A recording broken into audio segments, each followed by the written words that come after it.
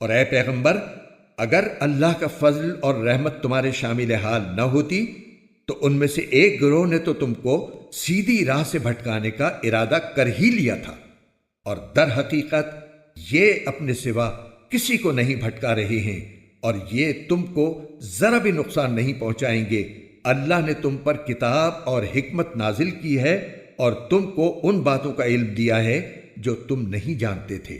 اور تم پر اللہ کا فضل ہمیشہ بہت زیادہ رہا ہے۔ لوگوں کی بہت سی خفیہ سرگوشیوں میں کوئی خیر نہیں ہوتی، الا یہ کہ کوئی شخص صدقے کا یا کسی نیکی کا یا لوگوں کے درمیان اصلاح کا حکم دے،